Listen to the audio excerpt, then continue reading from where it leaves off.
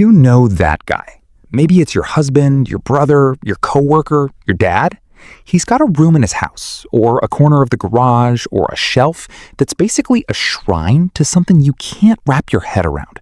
Model trains, vintage synthesizers, restoring old lawnmowers, painting tiny plastic soldiers for 6 hours straight. And every time you ask him about it, his eyes light up in a way they don't light up for literally anything else in his life. And you think, what is happening in his brain right now? Here's the thing that's going to mess with you a little.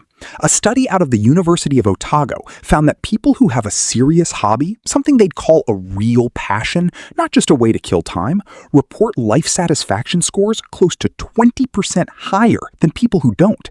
20%! Think about that for a second. That's not a small bump. That's the difference between a decent cup of coffee and the best cup of coffee you've ever had in your life. That's the gap between a good night's sleep and 8 hours in a 5-star hotel bed. 20% is the kind of number that shows up when you switch jobs or fall in love, not when you spend a Saturday gluing tiny plastic soldiers together. And yet, here we are. So why does this happen specifically with men? And why does it so often look like something the rest of us just don't get?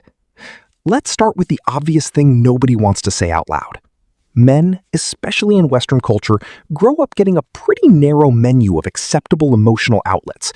You can be competitive. You can be aggressive in sports, in business, in video games. You can be stoic. You can be funny, deflecting with jokes. But sitting with a feeling, naming it, processing it out loud with another guy over coffee, that's still, for a huge chunk of men, foreign territory. It's not that they don't feel things. They feel plenty. It's that they were never handed the vocabulary or the safe space to let those feelings out through talking. So the feelings have to go somewhere, and this is where the hobby comes in. Psychologists have a phrase for this. They call it flow, this state where you're so locked into a task that time kind of disappears, and your inner monologue, all that anxious chatter, just shuts up for a while. And flow isn't picky about what triggers it. It can happen while restoring a 1967 Mustang in the driveway, just as easily as it happens during meditation. The nervous system doesn't know the difference between a monk breathing slowly and a guy in his garage sanding down a carburetor for the 4th time because it's still not smooth enough. Both states produce the same drop in cortisol. Both give the brain a break from itself. So when you see a man disappear into a hobby that seems, from the outside, kind of pointless, what you're actually watching is someone who was found, maybe by accident, maybe without ever articulating it this way, a form of therapy that society told him he wasn't allowed to need. Now here's where it gets even more interesting, because it's not just about escaping stress. It's about control. A lot of these hobbies, the ones that look strange to outsiders, share a common thread. They're domains where the outcome depends entirely on effort and skill. You put in the hours, you get better. You tune the model railroad signal system correctly, it works. You research the right vintage amplifier parts, you find them, you fix the sound. There's no office politics. There's no boss changing the goalposts. There's no partner whose mood you can't predict. It's just you, the object, and a problem that will yield if you're patient and precise enough. For a lot of men who feel like they have very little control over the bigger parts of their life, career pressure, family expectations, aging, mortality, a hobby like this becomes one corner of existence where the rules are fair and the effort actually pays off. That's not childish. That's not avoidance, even though it sometimes gets painted that way by people who don't share the hobby. That's a nervous system finding an environment where it can finally exhale. There's also an identity piece here that people underestimate. From the time boys are small, a lot of them get told, directly or indirectly, that their value is tied to output. What do you do? What have you accomplished? Are you providing? Are you winning? It's exhausting, and it starts young, and it doesn't really let up. A hobby that nobody else understands is sometimes the one place where a man gets to define his own metric of success. Nobody else in the model train community cares what your job title is. Nobody in the vintage synth forum cares if you got passed over for a promotion. In that world, the metric is, did you get the wiring right? Did you find the rare part? Did you build the thing you set out to build? It's a system of self-worth that he actually gets to author himself, instead of one handed to him by a boss or a culture that keeps moving the finish line. And I think that's part of why these hobbies can look almost obsessive from the outside. It's not really about the trains or the amps or the lawnmowers. Those are just the vehicle. What he's actually chasing is a feeling, competence, focus, quiet. A version of himself that isn't being measured by anyone else's ruler. Here's something else worth sitting with. A lot of these hobbies actually connect back to childhood in a really direct way. Ask a guy who's obsessed with restoring old arcade cabinets when he first fell in love with them, and there's a real good chance he'll take you back to being 9 years old at his cousin's house, or the corner store, or a boardwalk somewhere, in a moment when the world felt simple and exciting and safe. As adults, life gets complicated fast.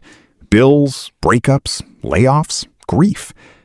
A hobby that echoes a happy memory from childhood can function almost like a portal back to a version of himself before all that weight showed up. Neuroscientists talk about how nostalgia actually reduces feelings of loneliness and increases a sense of meaning in life. It's not just sentimental fluff, it's measurable. So, when a grown man spends $400 on a joystick for a video game console from 1987, what looks like a strange purchase from the outside might actually be an act of self-care that his conscious mind hasn't even fully named yet. Now, let's talk about the social piece, because this is where it gets a little sad if you don't look at it the right way. Men's friendships, statistically, tend to shrink as they get older.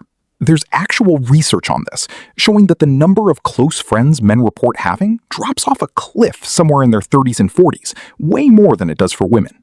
Work friendships fade once people change jobs. Old buddies scatter across cities, and a lot of men don't have the built-in social infrastructure that, say, a lot of women maintain through more frequent emotional check-ins with friends. So a hobby, especially one with an online community or a local club attached to it, becomes a stealth solution to loneliness. Nobody has to say, "Hey, I'm lonely. Can we talk about our feelings?" Instead, it's, "Hey, did you see this rare part just got listed on the forum?" And suddenly there's a conversation, a connection, a reason to show up somewhere on a Tuesday night. That's why some of the hobbies that look the most bizarre from the outside actually have the tightest, most loyal communities on the inside. Because for a lot of these guys, the hobby isn't just the hobby. It's the last reliable bridge to other human beings that doesn't require him to perform emotional vulnerability in a way he was never taught how to do. There's a flip side worth being honest about too. Sometimes a hobby that nobody understands isn't a healthy outlet. It's a hiding spot. There's a difference between a man who disappears into his workshop because it lights him up and a man who disappears into his workshop because it's easier than being present with the people who love him. The difference usually shows up in how he talks about it. Does he light up when he shares it? Does he want to show you what he made?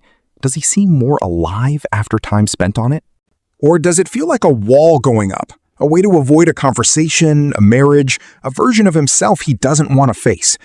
Both of these can look identical from the outside. Same garage, same tools, same closed door. But one is regulation, and one is avoidance. And honestly, sometimes it's both at the same time, depending on the week. What's wild is how much judgment gets aimed at these hobbies without anyone asking what they're actually doing for the guy.